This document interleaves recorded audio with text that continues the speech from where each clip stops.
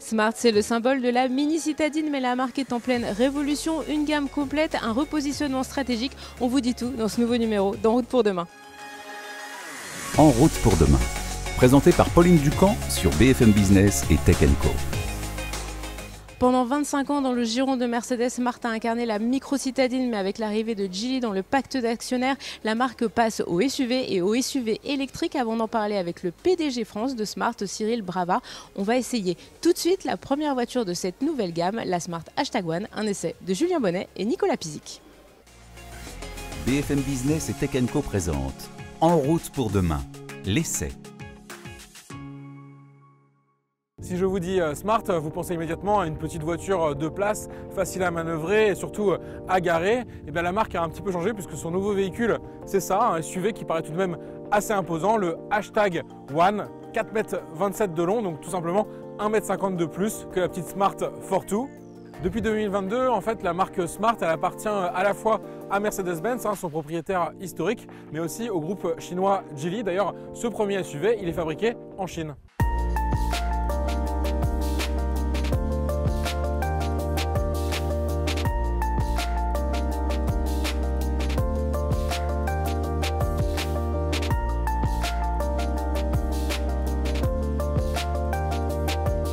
Un design assez moderne qui est complété par ses jantes mais également par ses poignées affleurantes à la carrosserie pour le côté aérodynamique. Et sinon on est sur un véhicule assez familial, 5 places avec un coffre de 313 litres complété par un coffre à l'avant de 15 litres. On va voir tout de suite à l'intérieur à quoi ça ressemble.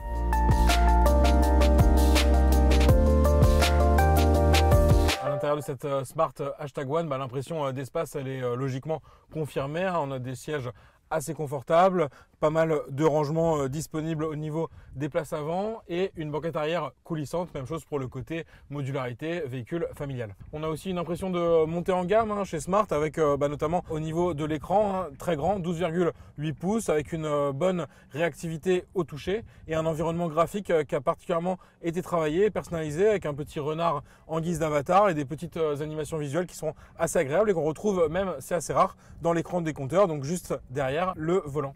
Et en bonus de série sur cette Smart, on a aussi un toit panoramique avec un petit vélum qui se débloque comme ceci et donc c'est agréable comme aujourd'hui avec le joli soleil du sud-ouest. On part tout de suite sur la route voir ce que donne cette nouvelle Smart #1.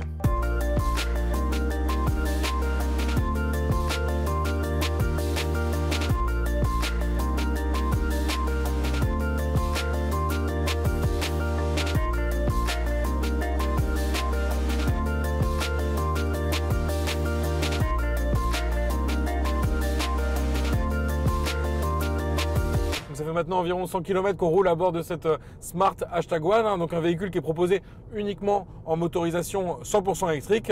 Donc on est ici avec un moteur positionné à l'arrière de 200 kW, donc ça fait environ 270 chevaux. On va avoir plusieurs modes de conduite, un mode sport pour avoir toute la puissance disponible. Nous on a roulé principalement en mode confort et on a également un mode éco qui lui va chercher bien sûr à minimiser la consommation. Une consommation qui est d'ailleurs plutôt bonne sur ce véhicule. On a constaté un peu moins de 15 kWh au 100.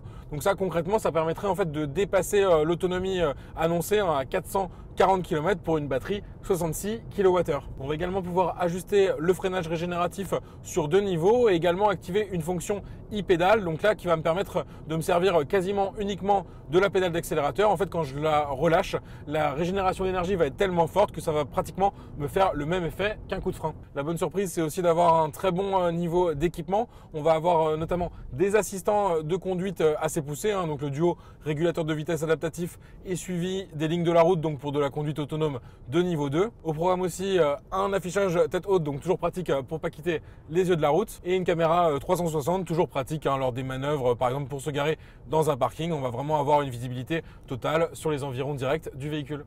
L'autre point très important pour une voiture électrique, c'est au niveau de la recharge. Cette Smart #1, elle peut encaisser jusqu'à 22 kW en courant alternatif et jusqu'à 150 kW en courant continu. Donc sur une borne de recharge rapide, de quoi passer de 10 à 80% d'autonomie en à peu près 30 minutes.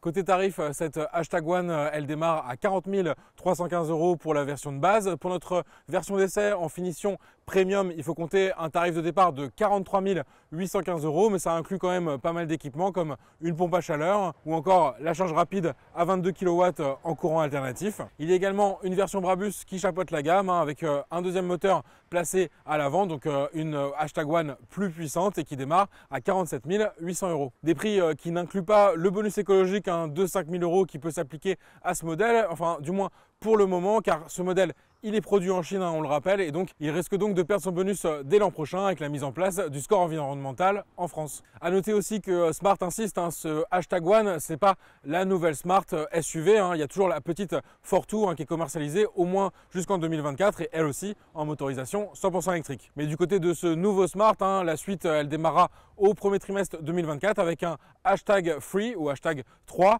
donc la version SUV coupé, donc un peu plus grande que ce Hashtag One. Enfin, même si ce modèle n'est pas encore vraiment confirmé, il se murmure qu'il y aurait bien une Hashtag 2 de prévu assez rapidement et qui sera elle finalement la remplaçante logique de la Smart Fortwo, donc dans cette catégorie de micro citadine.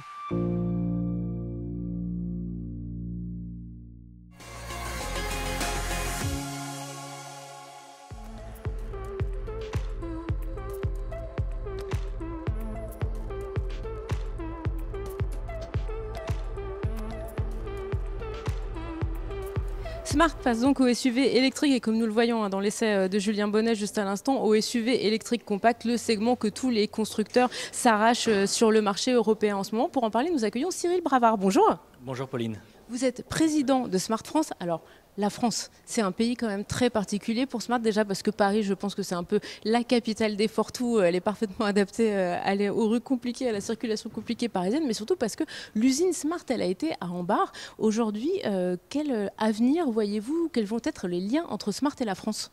Effectivement, il y a une attache particulière entre Smart et la France. Donc, c'est la raison pour laquelle, tout particulièrement, la France va être un marché important pour la marque.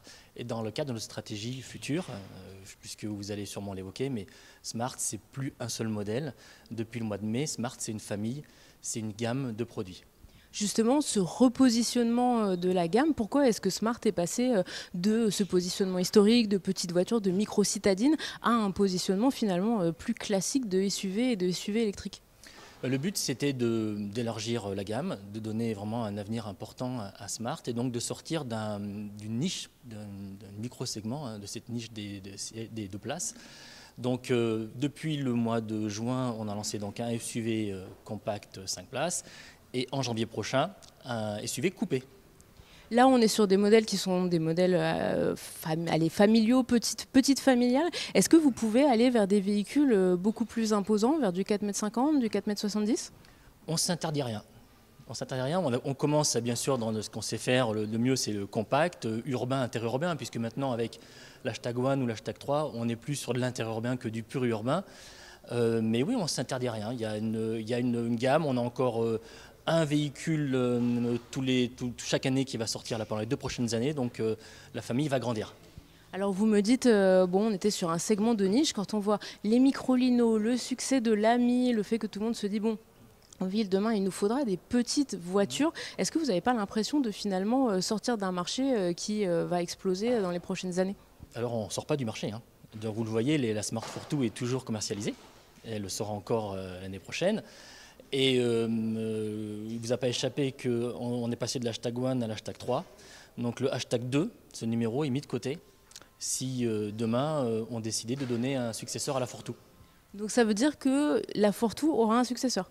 Ça veut dire que la décision n'est pas encore prise, mais qu'on veut tous qu'elle ait un successeur et qu'on travaille activement là-dessus.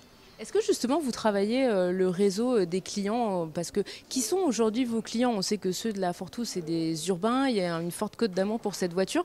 Qui sont les nouveaux clients de la Hashtag One, demain de la Hashtag 3? Alors c'est très très large. Bon, comme vous l'avez dit, on est sur un segment aussi qui est le plus large, le segment B le plus large en France. Donc on a des clients célibataires, des familles qui sont contentes de rester dans la marque Smart, puisque avec 2 places, ça limite si vous avez votre premier enfant.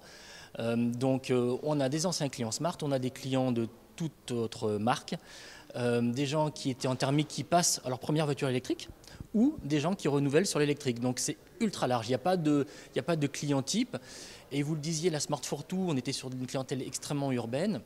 Avec des véhicules comme ça, où il y a 400 jusqu'à 455 km d'autonomie avec l'Hashtag 3, bon, en fait, en province, ces véhicules fonctionnent très bien, puisque ça permet de faire des déplacements régionaux ou départementaux. Enfin, on est vraiment sur de l'inter-ville.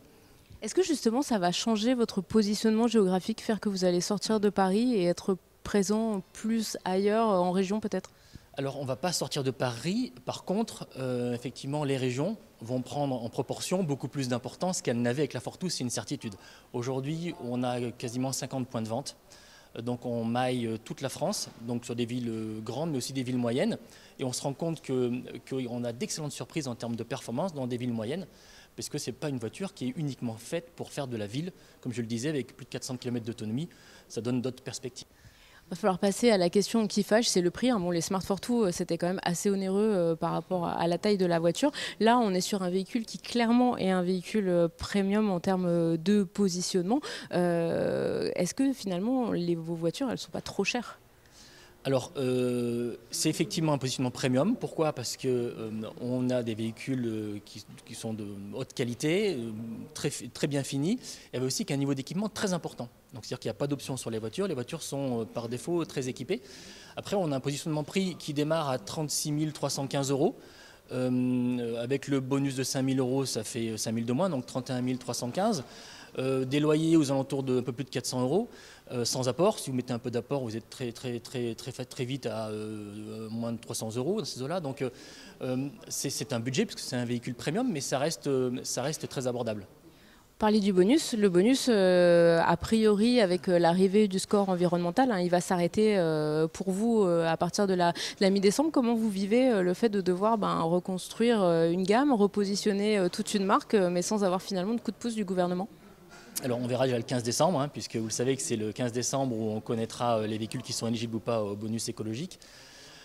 Sauf surprise, puisque ça a été fait pour, comme on assemble nos voitures, même si on est une marque européenne qu'on assemble en Chine, sauf surprise, probablement on sera pas éligible au bonus, donc c'est pas une bonne nouvelle quand on relance une marque. Pour autant,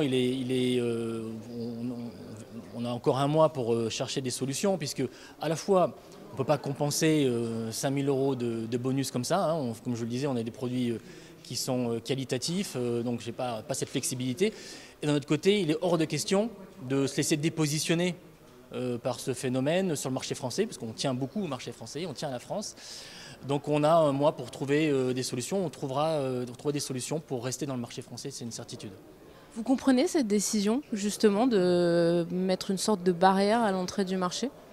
Écoutez, je discute pas le fond. Je suis un citoyen européen, donc tout ce qui peut permettre d'industrialiser l'Europe, je ne peux pas être contre. Par contre, la forme me pose un problème. La brutalité du timing. Le temps industriel, ce n'est pas le temps législatif. On a commencé à entendre parler de cette mesure au printemps 2023. Elle est applicable le 15 décembre de la même année. C'est quand même exceptionnel. Sauf que nous, il nous faut entre minimum 2 ou 3 ans pour relocaliser une production en Europe.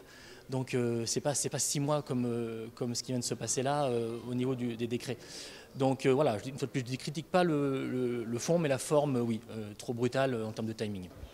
En termes de tarifs, ça veut dire que vous allez pouvoir compenser vous-même l'absence de ce bonus, qu'il va falloir peut-être même aller jusqu'à bouger le niveau d'équipement. C'est quoi les pistes ?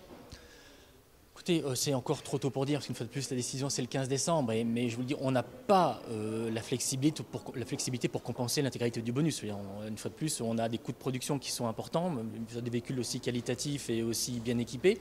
En revanche, on ne va pas rester inactif. On a la chance d'avoir un véhicule qui était bien positionné déjà en termes de prix par rapport au niveau d'équipement de la voiture. On a des bons loyers en location. Donc bon, tout ça, et puis la valeur de la voiture, la valeur future de la voiture, la valeur résiduelle sont très hautes. Donc je pense qu'on va rester très bien positionné en termes de loyer, même si effectivement la perte du bonus ne va pas aider, mais on est très confiant sur le fait que la voiture restera accessible. Comment vous voyez actuellement la guerre des prix qui se profile en Europe, où on voit tous les tarifs qui bougent limite d'un mois sur l'autre, où on sent qu'il y a vraiment une envie de tirer les prix vers le bas? Oui, alors je suis spectateur de ça, moins acteur, parce que nous, depuis le départ, l'objectif de Smart et la stratégie de Smart, ça a été un prix unique, hein, ce prix qui est online, au meilleur prix. C'est-à-dire qu'on a, dès le départ, adapté notre pricing de manière très précise au positionnement de la voiture, au niveau d'équipement qu'il y avait. Donc on n'est pas dans ce jeu de yo-yo. Même si on observe ce qui se passe, hein, on n'est pas aveugle, on ne veut pas l'être.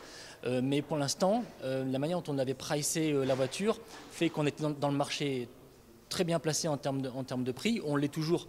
Donc pour l'instant, on observe ça de près, mais on n'a pas le besoin de rentrer dans ces phénomènes de yo-yo. Merci beaucoup Cyril Bravard, président de Smart France, d'avoir été avec nous aujourd'hui. Voilà, En route pour demain, c'est déjà fini. Merci à tous de nous avoir suivis le week-end sur BFM Business et puis en multidiffusion tout au long de la semaine sur Tech & Co. Prenez soin de vous, à la semaine prochaine. En route pour demain, la mobilité sous toutes ses formes sur BFM Business et Tech & Co.